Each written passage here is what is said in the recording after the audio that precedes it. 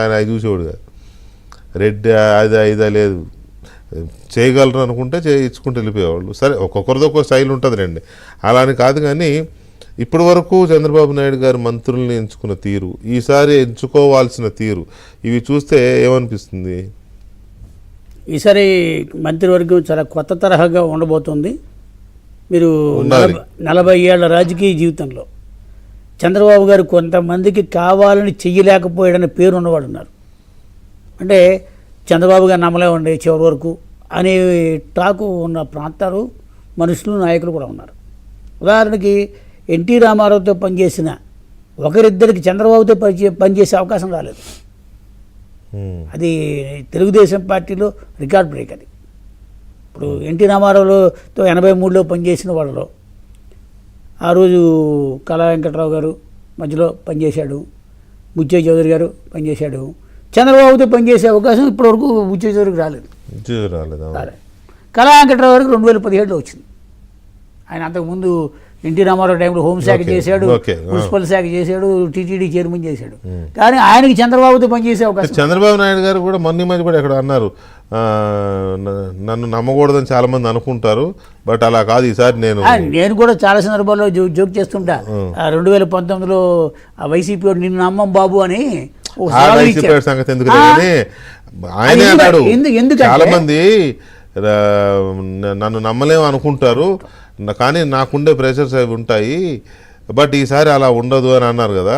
ఈసారి ఎలా ఉండే అవకాశం ఉంది? చరిత్ర వదిలేయండి, చరిత్ర అంటే డెఫినెట్గా it is the last leg of political career of Chandrababu Naidu అనుకుందాం. అంటే వయసు రీత్యా ఆయన 80 ఏళ్ళు వచ్చినా ఉండొచ్చు, అది కాదు. ఇది అంటే దాదాపు 2014-18 తర్వాత ఆయన రాజకీయ ప్రయోగాల్లో ఇది లాస్ట్ లెగ్, గెలుపు మలుపు. ఇది ఒక కొత్త మలుపు ఆయనకి. ఎందుకంటే ఇప్పుడు ఎంచుకోవడం అనేది చాయిస్, ఛాన్స్ రెండు ఉన్నాయి.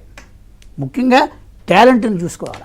అంటే ఆయనతో పాటు సుదీర్ఘంగా 45 సంవత్సరాలు ప్రయాణం, రాజకీయ ప్రయాణం చేసిన వాళ్ళని, ఇంకా నా మాటకు వస్తే ఆయన కొన్ని సామాజిక వర్గాల పేరుతో కొంతమంది ఆయన కులం వాళ్ళని అన్యాయం జరిగింది. కొంతమందికి పికప్ కాలేకపోయారు, కొంతమందికి అదే వరమై వచ్చింది. అలాగే ఉదాహరణకి రెడ్డి సామాజిక వర్గం తీసుకోండి. ఎంతసేపు నెల్లూరు నుంచి రాయలసీమ 5 జిల్లాలే ఎక్కువ ప్రాధాన్యత. అక్కడ ఆయన సొంత జిల్లాలో ఉన్న వాళ్ళు కూడా కొంతమందికి ఆయన ఇచ్చుకోలేకపోయాడు వేరే కారణాల వల్ల. అదే ఉత్తరాంధ్రకి వెళితే ఎప్పుడు పెర్మనెంట్గా ఆయన క్యాబినెట్లో మాధవరెడ్డి గారు, అశోక్ గజపతిరాజు గారు, దేవేంద్ర గౌడ్ ఇలా ఈ ఛానల్కే వచ్చింది తప్ప కొంతమందికి అసలు రాలేదు. అంటే ఇప్పుడు నెల్లూరు జిల్లా తీసుకోండి, 83లో మొట్టమొదటి ఎమ్మెల్యేగా ఉన్న ఆనంద రామనారాయణ రెడ్డి గారు 2017లో ఆయన తెలుగుదేశంలో చేరితే ఎమ్మెల్సీ వస్తుందని కూడా ఎమ్మెల్సీ రాలేదు, మంత్రి పదవి రాలేదు. అదే చాయిస్ ఆ టైంలో సోమిరెడ్డి గారికి వచ్చింది. అంటే ఆయన మళ్ళీ బయటికి వెళ్ళాడు, మళ్ళీ వచ్చాడు. ఇప్పుడు ఆయన కూడా లాస్ట్ లెగ్ పొలిటికల్గా. డెఫినెట్గా అలాంటి వాళ్ళు ఒక డజన్ మంది ఉంటారు. అంటే ఎన్టీ రామారావు పికప్ చేసి ఇచ్చిన వాళ్ళకి చంద్రబాబు ఇవ్వలేకపోవడము, చంద్రబాబు పికప్ చేసిన వాళ్ళకి మళ్ళీ కొనసాగించే అవకాశం రాకపోవడం జరిగాయి.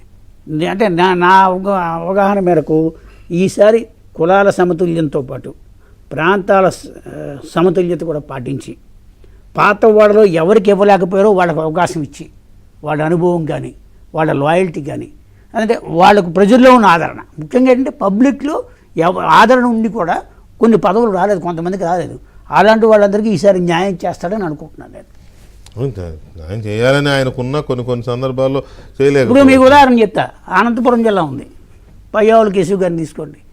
పొలిటికల్గా చాలా స్ట్రాంగ్గా ఎలా ఉంటాడో, అడ్మినిస్ట్రేటివ్ నాలెడ్జ్ కానీ, సబ్జెక్ట్ కానీ, ఏ సబ్జెక్ట్ తీసుకున్నా మీకు టక్కని మాట్లాడగలుగుతాడు. ఆయన సృష్టించిన ఏదైతే పిఏసీ చైర్మన్గా కదా ఈ 5 ఏళ్లలో చూపించిన పెర్ఫార్మెన్స్లో ఈ ప్రభుత్వాన్ని నిలదీసి ఆర్థికంగా తప్పులు జరుగుతున్నాయనే విషయాన్ని ప్రజలకు తెలియజేసింది పయ్యావుల కేసు. ఆయన పిఏసీ చైర్మన్గా ఆయన ఇచ్చిన నివేదికలు పక్కన పడేసి ఆయన అడిగిన రిపోర్ట్లు అంటే ఏం చెప్తున్నారంటే, కొంతమంది వాళ్ళు బై బోర్న్ పొలిటికల్తో పాటు వాళ్ళకి యంత్రాంగం మీద కూడా అందుకోలేకపోతున్నారు. ఇప్పుడు ఆనంద రామనారాయణ రెడ్డి గారు తీసుకోండి, పొలిటికల్గా వెరీ స్ట్రాంగ్ పర్సన్. అంటే ఆన రామనారాయణ రెడ్డి గారికి పయ్యావుల కేశవ్ గారికి పోల్సిన వెళ్ళాం మనం. ఇప్పుడు ఆన different. రామనారాయణ రెడ్డి గారికి అవడానికి సీనియర్ అయినా పార్టీలు మారడం అనేది ఎప్పుడు జరుగుతూ వస్తుంది. బట్ కేశవ్ అలా కాదు, పుట్టింది బాగుంది తెలుగుదేశం పార్టీ. మీరు ఒకటి ఆలోచించాలా, మెరిట్తో పాటు లాయల్టీతో ఉండొచ్చు, నేను అంటే అవగాహన కూడా కొంత కాదని అవసరం. ఇప్పుడు కన్నా లక్ష్మణ్ గారు ఉన్నారు, బై బోర్న్ కాంగ్రెస్ ఆయన, అవును సార్. ఇవాళ తెలుగుదేశంలోకి వస్తే టాలెంట్ కానీ ఆయన యొక్క అది image అది కానీ, ఉంటదనే కదా తీసుకున్నది, దాన్ని ఉపయోగించుకో. అది ఉపయోగించుకోవాలి. పార్టీలో ఉన్న ఇవి కూడా చూసుకోవాలి కదా. రైట్. అది ఇప్పుడు మీరు అన్న ఎగ్జాంపుల్, ఇప్పుడు రాయలసీమ ఉంది, రాయలసీమలో చంద్రబాబు నాయుడు గారు తప్ప అంతా ఎక్కువ రెడ్డీస్ బీసీలకి వెళ్తూ ఉంటాయి. ఇవ్వాలి, బీసీలకి ఇవ్వాలి. కానీ ఇప్పుడు అనంతపురం జిల్లాలో